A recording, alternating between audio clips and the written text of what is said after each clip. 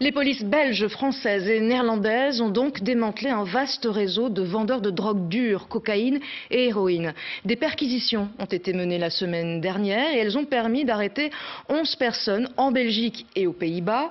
Le réseau était très structuré et il fonctionnait comme une entreprise avec un call center et un service de livraison. Aurélie Henton, Michael Dans.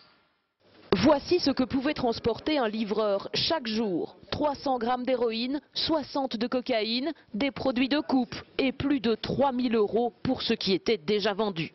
Les livraisons du réseau étaient quotidiennes, sur simple appel téléphonique. Leur zone de vente, le Grand Courtrai et Liège. Les acheteurs passaient un coup de fil à un call center à Maastricht.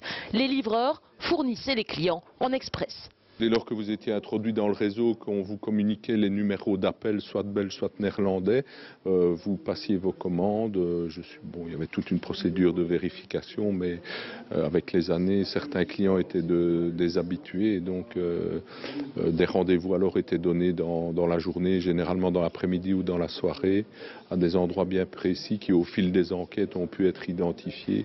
Les zones de deal, les autoroutes E17 et E25. Nom du réseau, Karim. Ce fournisseur international arrosait aussi le nord de la France.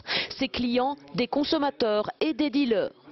Organisé comme une société, Karim livrait plusieurs kilos de drogue chaque jour et brassait depuis 5 à 10 ans des millions d'euros. Des membres ont déjà été condamnés. Cet argent, effectivement, est assez important dans la mesure où le dernier dossier jugé comme tel à tourner a généré aux alentours de 7 millions d'euros. Cet argent, en général, était utilisé par les membres de l'association pour leur vie, mais aussi partait en général au Maroc investi dans des biens immobiliers. À la tête du réseau Karim, 2 clans familiaux marocains. Des biens immobiliers ou autres pourraient leur être confisqués au Maroc, comme en Belgique.